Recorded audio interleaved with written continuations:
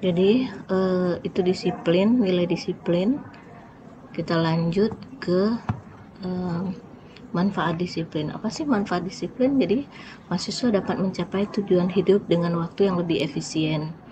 Jadi kalau kita disiplin, berarti tujuan hidup kita apa nih? Jangka pendeknya apa? Oh, mau selesai kuliah tepat waktu. Nah, kalau kita disiplin maka bisa mencapai selesai kuliah tepat waktu dengan nilai yang memuaskan, misalnya ya, dengan IPK 4. Nah, kemudian selain manfaat disiplin itu ada dipercaya. Jadi dipercaya karena kita terlihat disiplin, maka teman-teman atau dosen lebih mempercayai mahasiswa-mahasiswa yang disiplin, ya. Kemudian diperoleh hasil belajar yang maksimal. Ya, bila kita disiplin, maka hasil belajar kita maksimal. Disiplin apa? Kita udah bikin jadwal, masuk kuliah jam sekian sampai jam sekian, istirahat, kemudian nanti pulang sampai di rumah mengerjakan pekerjaan rumah atau istirahat, mandi dan sebagainya, semua ada waktunya. Kemudian nanti belajar tuh diikhtiarkan 1 jam sampai 2 jam dalam posisi yang memang benar-benar belajar, HP dimatikan gitu. Sebelumnya nulis status dulu lagi belajar. Nah, tapi jangan pas ada yang komen dibalas lagi komennya, nanti tidak selesai ya. Tetap HP-nya dimatikan, lalu kita belajar 1-2 jam itu maksimal gitu ya. Setelah itu nanti boleh hidupkan HP lagi. Nah, itu disiplin namanya ya, sehingga nanti bisa mencapai tujuan ya, tujuannya yang lebih efisien, selesai pada tepat waktu dan mendapat nilai belajar yang maksimal. Kemudian tidak jarang dijumpai perilaku dan kebiasaan mahasiswa yang menghambat atau tidak menunjang proses pembelajaran. Seperti ini, sering dijumpai mahasiswa yang malas-malasan, hadir tapi malas dengerin, malas berkomunikasi, malas nanya. Kadang saya nanya, ada yang mau ditanyakan, ada yang belum belum mengerti, pada diam, males gitu kan, biar cepet-cepet selesai aja perkuliahannya. Nah, kemudian terlambat hadir, tidak mengerjakan tugas kelompok. Nah, ini kalau tidak mengerjakan tugas kelompok, harusnya personil kelompok itu berani ya menyingkirkan atau mendel nama temannya yang tidak mengerjakan tugas kelompok. Atau kalaupun merasa tidak enak atau takut, dilaporkan aja sama dosennya, kami semua mengerjakan tugas Pak, cuman yang ini tidak mengerjakan tugas, bahkan untuk urunan fotokopian dan jilid aja dia nggak mau, misalnya gitu kan. Nah, itu bisa dilaporkan. Kemudian melaksanakan tugas individu tidak tepat waktu ya. Jadi ada beberapa mahasiswa yang memang tidak mengerjakan tugas dengan tepat waktu. Kalau kalian mengerjakan tugas ya, saya biasa di GC kerjain tugas, Bu, saya udah terlambat, ya kirim aja, nanti tetap terkirim tugasnya itu, tetapi tugasnya itu tertulis ya, tertulis terlambat. Jadi saya tahu siapa-siapa yang terlambat, itu tahu, dia terekam di Google Classroom itu ya. Nah, punishment yang tegas harus diberikan tanpa toleransi ya. Jadi punishment itu suatu bisa dikatakan reward atau bisa dikatakan hukuman ya, yang tegas ya. Jadi kalau mahasiswanya disiplin, akan berbeda nilainya dengan mahasiswa yang kurang disiplin. Nah, gitu ya. Jadi kalau yang tidak disiplin itu harus ditegas gitu ya. Kalau tidak perkuliahan offline, biasanya ada beberapa dosen yang tidak boleh sama sekali terlambat 5 menit, terlambat 1 menit tidak boleh masuk, dianggap alpa. Nah, gitu ya. Itu meningkatkan kedisiplinan gitu ya. Ya. Atau misalnya terlambat disuruh push up dulu dan sebagainya ya. Atau tidak diizinkan masuk kelas apabila datang terlambat. Nah, ini tidak, jadi dianggap alfa. Atau nama tidak dicantumkan apabila tidak mengerjakan tugas. Nah, itu ya, kalau tugas kelompok nama tidak usah dicantumkan. Itu merupakan perjanjian kalian di dalam kelompok ini ya, yang namanya tidak tercantumkan apabila tidak mengerjakan tugas ya. Kemudian tidak diberikan nilai jika memasukkan tugas tidak tepat waktu. Kalau saya kasih tetap kasih nilai, tetapi nilainya tidak sebagus nilai teman-temannya yang tepat waktu. Jadi dia ada dikurangi ya. Nah, hal tersebut merupakan jadi punishment ini merupakan suatu pembelajaran yang sederhana namun akan berdampak luar biasa ke depannya. Ya. Jadi kalau saya susah sih ya kalau misalnya lagi online mau terlambat nggak terlambat, susah. Nanti kalau misalnya kita Zoom terlambat bilang sinyal dan sebagainya gitu ya. Jadi agak susah memang kalau udah alasannya sinyal ya. Nah, jadi ada kata pepatah, sedikit demi sedikit lama-lama menjadi bukit. Nah, begitu pula apabila kebiasaan buruk dibiarkan, maka kejahatan yang lebih besar dapat dilakukan.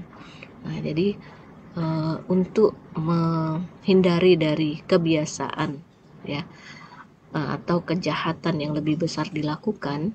Nah, ini kan termasuk kejahatan ya, tidak mengerjakan tugas kelompok. Nah, itu kejahatan kecil gitu ya. Tapi kalau dibiarkan nanti menjadi kebiasaan, terbiasa mengerjakan kejahatan yang lebih besar. Itu takutnya. Kemudian peran dosen. Nah, peran dosen ini sebagai role model atau teladan ya, bisa jadi sabar, kemudian pengertian. Nah, ini saya banget nih pengertian ya. Tugas terlambat aja masih diterima gitu ya, tapi ya tadi dengan konsekuensi nilainya akan dikurangi dari kelompok-kelompok atau individu-individu yang mengerjakan tugas pada tepat waktu ya. Kemudian dosen mampu mendisiplinkan manusia, itu membantu mengembangkan pola perilaku mahasiswa. Misalnya belajar di rumah, sama mahasiswa membaca mengerjakan. Ini udah saya dari semester 1 udah menekankan belajarlah di rumah 1-2 jam full. 1-2 jam full itu artinya apa? Tidak nyambi. Ya, tidak nyambi. Kalaupun kita tinggal di rumah, kita izin sama ibu kita atau ayah kita bahwa kita lagi belajar, tolong nanti kalau nyuruhnya nanti aja gitu ya. Setelah belajar 1-2 jam itu full ya, tidak disuruh-suruh, tidak nyambi pekerjaan lain, bahkan tidak melihat HP. Jadi HP-nya dinonaktifkan ya. Kemudian menerapkan peraturan akademik sebagai alat dan sarana penegak disiplin.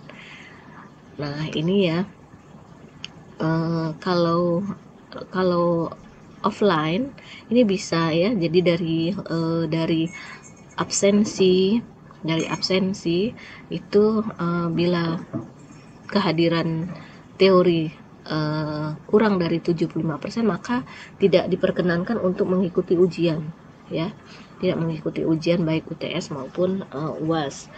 Nah, begitu juga dengan yang praktek. 1 kali saja tidak masuk, itu tidak boleh ikut ujian praktek. Nah, makanya kalau ada mahasiswa yang tidak melakukan praktikum, nah itu misalnya dia sakit atau apa, di hari yang lain minta sama dosen untuk praktikum ya, seperti yang ketinggalan kemarin gitu. Tapi itu menyusahkan dosen sebenarnya, karena harus bekerja 2 kali pada praktikum yang sama. Nah, itu dituntut peran dosen itu tadi sabar. Jika dosennya sabar, maka diperkenankan akan memberikan praktikum susulan ya, supaya mahasiswa tersebut bisa mengikuti ujian akhir semester. Nah, begitu ya. Kemudian yang ketiga, tanggung jawab. Tanggung jawab adalah keadaan wajib menanggung segala sesuatu, atau kalau terjadi apa-apa boleh dituntut, dipersalahkan dan diperkarakan. Diperkarakan itu sampai ke meja hijau. Nah, tapi dalam hal tanggung jawab ini tidaklah sampai seperti ini. Maka sedikit demi sedikit kita melakukan tanggung jawab tadi, menanggung, ya, wajib menanggung segala sesuatu, atau kalau tidak terjadi, atau kalau terjadi apa-apa boleh dituntut, ya. Seperti aja kalau di jalan kalian menyenggol, nah itu harus tanggung jawab. Menyenggol pejalan kaki atau pesepeda atau pemotor juga gitu kan ya, harus bertanggung jawab, ya, bertanggung jawab.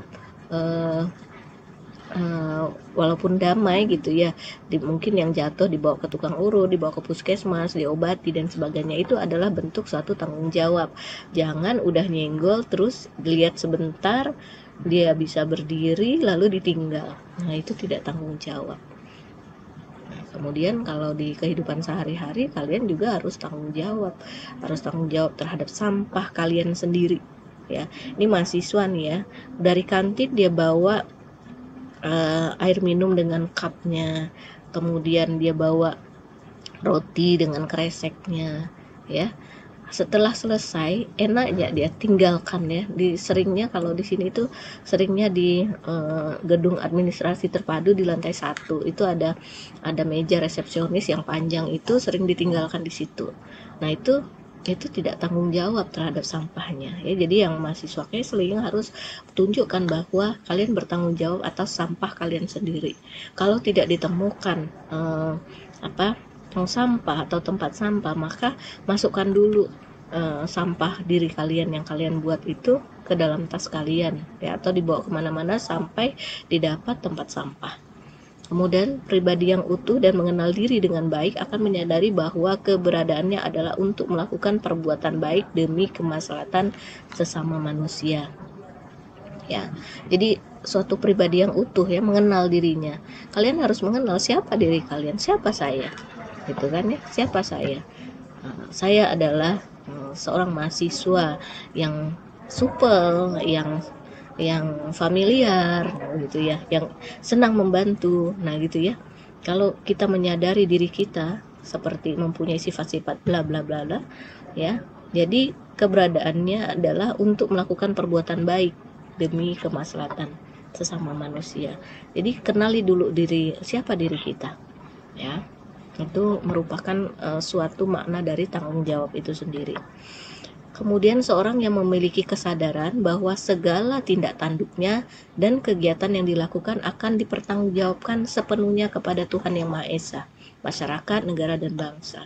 Jadi lebih jauhnya, ya, bertanggungjawabkan ke Allah, ya, ke Tuhan Yang Maha Esa,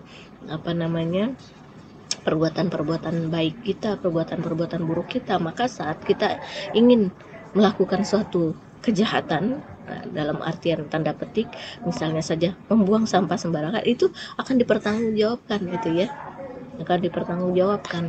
Atau mencontek, itu akan dipertanyakan di amal yaum, di padang mahsyar nanti, di amal yaum, di akhir hari nanti, ya. Kalau ada ada pemikiran seperti itu, maka semua orang, semua mahasiswa, semua dosen maka akan melakukan hal-hal yang baik. Nah ini ya, dipertanggungjawabkan pada Tuhan Yang Maha Esa perbuatan kita. Kalau kita sadar benar itu, maka kita akan tidak akan tergelincir dari perbuatan tercela, ya, perbuatan tercela. Masa mahasiswa gitu ya, poltekkes, lampu merah aja masih diterabas gitu kan. Nah itu mahasiswa mana tuh? Wah, menuju ke arah Siantan, wah, mahasiswa poltekkes nih. Nah itu ya, jadi orang akan melihat, ya.